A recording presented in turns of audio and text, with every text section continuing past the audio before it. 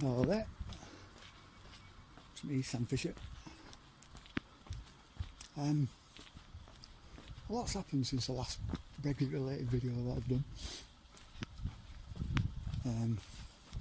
As most of you have been following what's been going on, will not.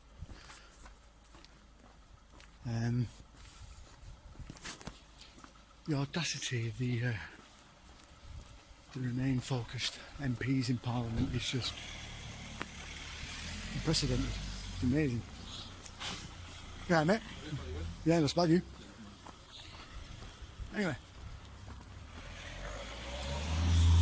if anyone on the outside looking into this country was watching, it's like a circus. It's just ridiculous. You've got Boris Johnson, who's probably the first decent Prime Minister that we've had for a long while. I thought it would seem anyway. He clearly wants to get Brexit out of the way and done, and do a Trump style rebuilding of the nation's sort of the nation in general. He wants to open up jobs to the north, which is good. It's clearly needed. Clearly help out small northern towns, because he actually acknowledges that they've just been concentrating on southern counties, that being London and 30 miles out of London. Everywhere else it's been neglected and let down, and factories shut down and everything. And he wants to re-energise the place and get things back on track.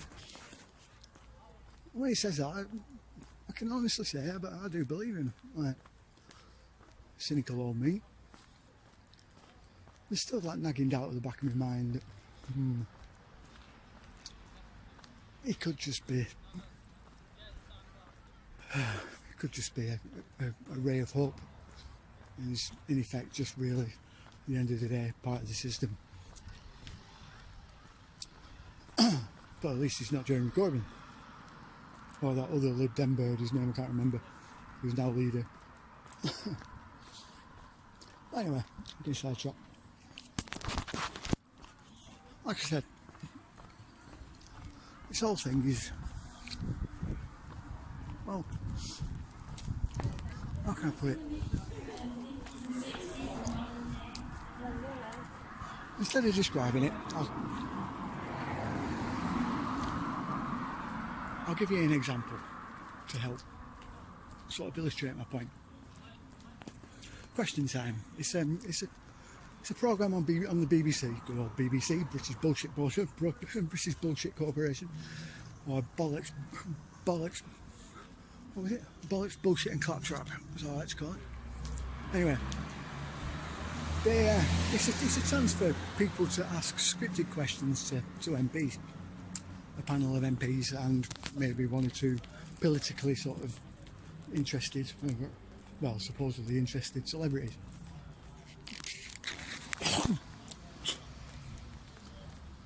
On this show, this particular show last week, we had, as always,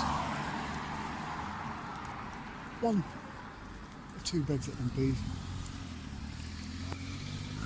and the rest were all Remainers. Of course, every time one of the Brexit MPs opened their mouths, started talking sense and telling truth, just telling it like it is, the Remainers were talking over and trying to sort of suppress what they were saying. Now, at one point, we had a Labour MP whose name escapes me, some woman over there, who, when asked if she would stand by the Labour manifesto, which clearly said, in whittled it down to the exact page, 24 and subsection blah blah blah, and it said that they would honour the vote, the referendum vote. That's what they said in 2017, and we still had that manifesto. Now,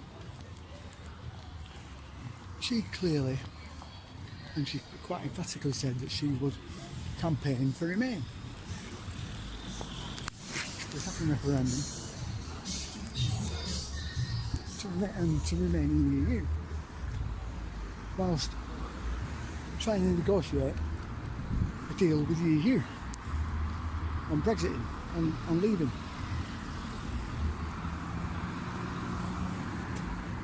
And she spent several extremely painful and unintentionally hilarious minutes trying to talk herself out of this contradiction. Needless to say, she didn't do very well. So,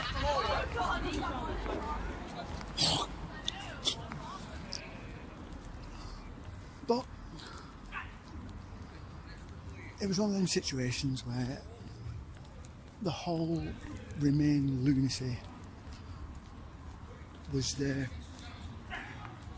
in full view for the world to see. Never mind the ridiculous last day of Parliament. What transpired there.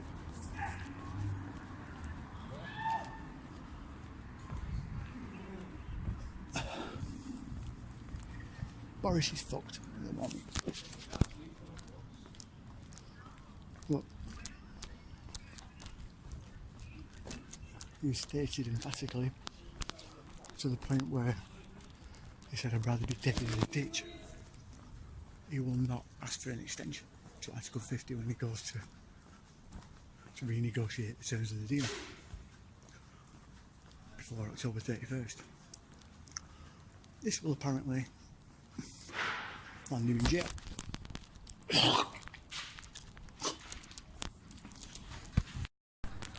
So yeah, thanks to our heavily Remain focused MPs in Parliament, and John Bercow, who was the Speaker of the House, who was meant to be neutral. They've done everything they can to make it hard for Boris to do his job.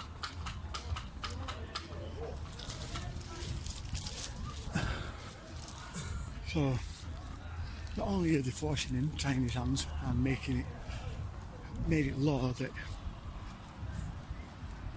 pretty much law, that he has to go and ask for an extension, which he said he won't do, right? This is why he's going to end up in jail apparently. But they also won't let him call a general election. A general election that everyone's been asking for constantly, ad nauseum, for nearly 2 years, 3 years.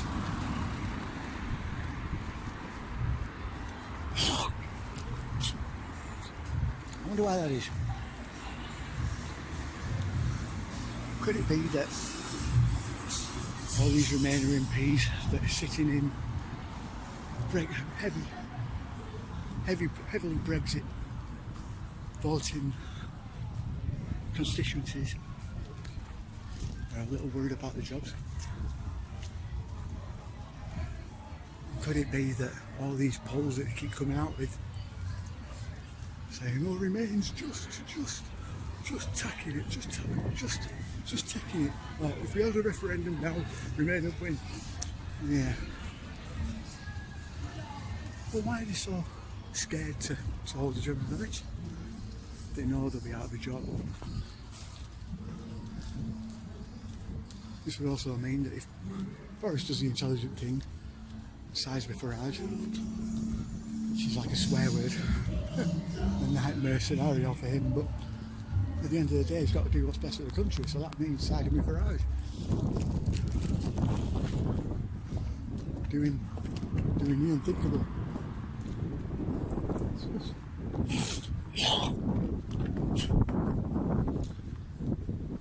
But when you hear what what Farage is saying, it makes perfect sense. The seats that the Tories would win without a Brexit candidate involved easily, and the seats that the Tories have no chance of winning that the Brexit party would win easily over the other parties.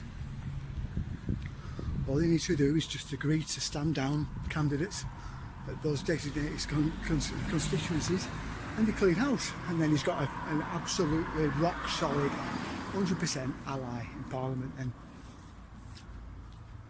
backing him up and helping Brexit happen. Unfortunately, there's murmurs from the Tory camp that Boris is saying no. Well, you got to ask yourself, is he? Is he really?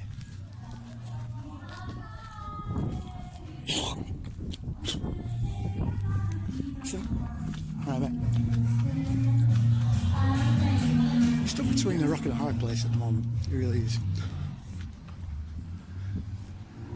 To say that these Remainer MPs have made, well, these Remainer traitors, which is what they are. They've been working for a foreign power against the will of the country.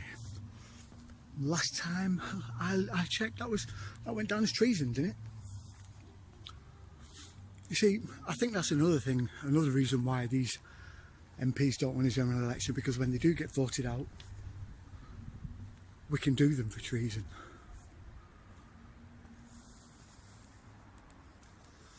You see, it's pretty much common knowledge at the moment that all these Remainer MPs that came up with this law colluded with the EU just before the vote took place to pass this law in the first place to tie Boris Johnson's hands. In my estimation, that's a treasonous act. Today we live in a society where it's the people against Parliament. Not the establishment, well, the establishment basically, the people against the establishment. And by that I mean Parliament, the judicial system as well, because judges are now getting on board and being politicised, which is dangerous in itself. We've also got a mainstream media outlet, a government-run, government-subsidised mainstream media outlet that's meant to be impartial, working for the EU.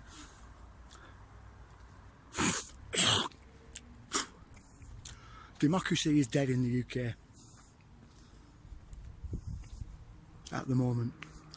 That's the way it's looking.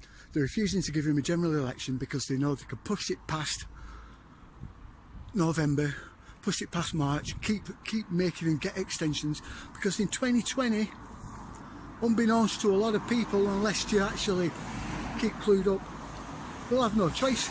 We'll be stuck in the EU anyway, because it becomes a federal superstate in 2020.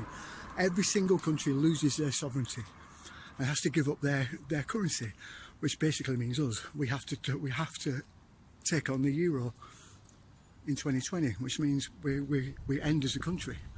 The EU armies then will be officially unveiled in 2020, something that they said would never happen. Let's not forget, people, that the EU was meant to be a trading bloc. That's all it was meant to be when everyone signed up for it. Yet 20 years on, here we are with an obvious Soviet-style dictatorship run by absolute crackpot idiots.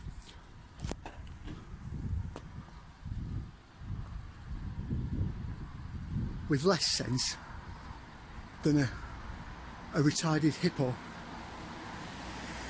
dancing at a water's edge, right? Saying to crocs, "Come and eat me, I'm a hamburger." Yeah, that's what we're dealing with the EU. They're crazy. They've been grooming Macron for, well, since just before he became French president, as the first EU president.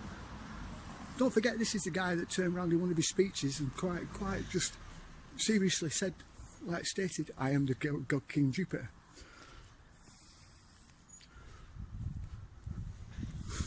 strange granny shagging bastard.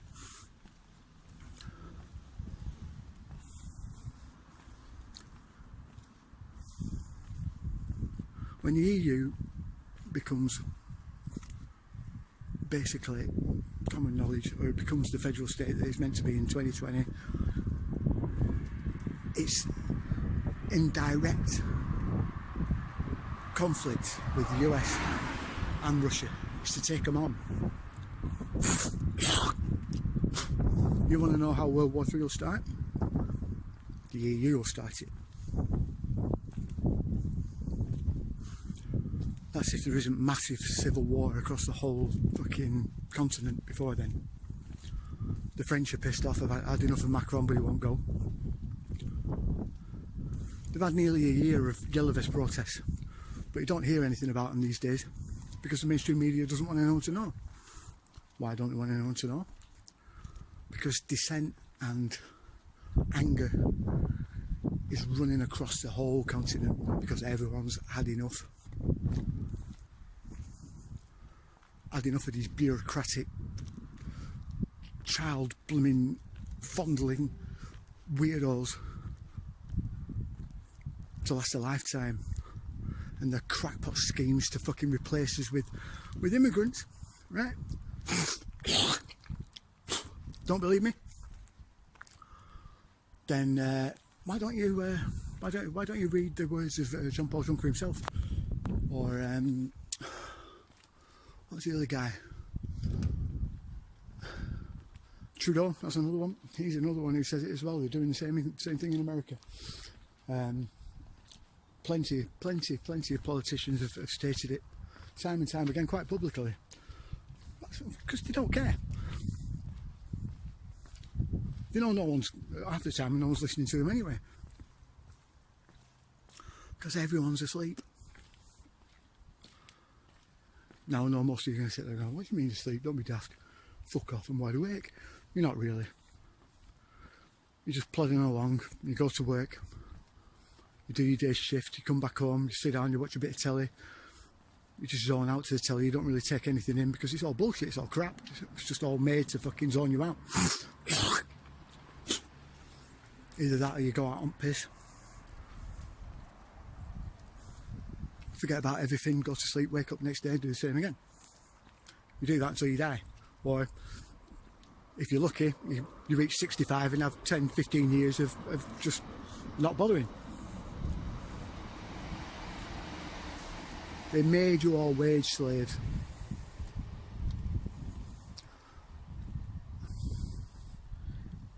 A good video to watch, to really give you a good kick up the arse, is by a guy called James Corbett. Corbett Report. How big oil changed the world. And that goes into everything. Money, the money system, the way the big oil companies took over the academic sort of institutions, created education as we know it, the education system. This is why people aren't learning or being educated. They're just being fashioned into repeaters, or people that are just competent enough to operate the machinery or do the jobs that they want at the time. The farmers up. We're a farm. We're a worker farm. Don't believe me? Watch that. Everything he says there is all fact checked, all verified. You can do it all yourself. Don't take a lot. Internet's full of it. You just got to look. Anyway, I think I've ranted enough. I haven't done it for a while. Needed to vent.